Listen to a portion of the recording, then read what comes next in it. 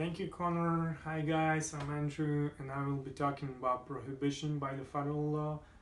I will talk about some topics like legal protection from the workplace discrimination based on sex, what are the primary types of inappropriate sexual action. I will also clarify what is quid pro quo and hostile work environment and workplace retaliation. And I will start from legal protection from workplace discrimination. Title 7 of Civil Rights Act of 1964 established legal protection from workplace discrimination based on sex. Courts have interpreted the act as prohibiting employers and employees from committing sexual harassment. This type of harassment in the workplace includes unwanted physical or verbal advances. Harassment laws set two primary types of inappropriate sexual action in the workplace.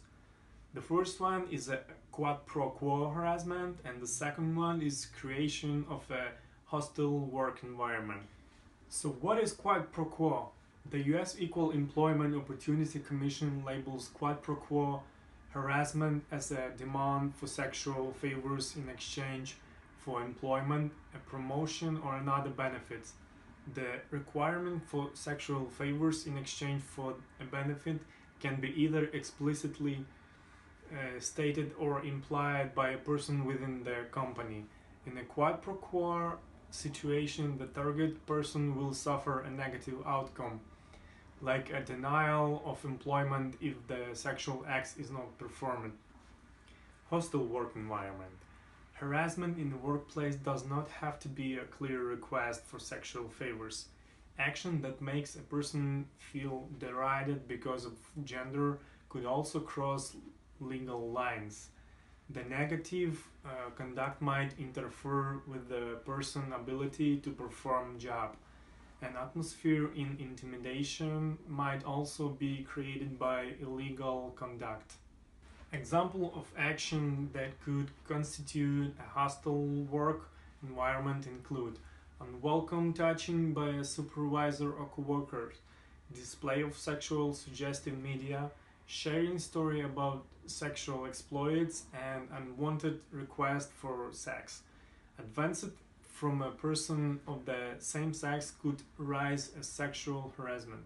A victim doesn't necessarily have to lose a job or promotion for conduct cross the line. The source of the harassment could be a supervisor, coworker, or even someone outside of the organization, like a customer. Generally speaking, the conduct must be unwanted by the victim. Workplace retaliation. When harassment occurs, the Equal Employment Opportunity Commission recommends the victim to directly inform the harasser of his or her dislike of the conduct. When possible, the victim should also file an official complaint with the employer. Now I'm going to introduce you our group member Bernard. We have been working on our presentation for 2 weeks, and he will be talking about prevention of sexual harassment. Bernard?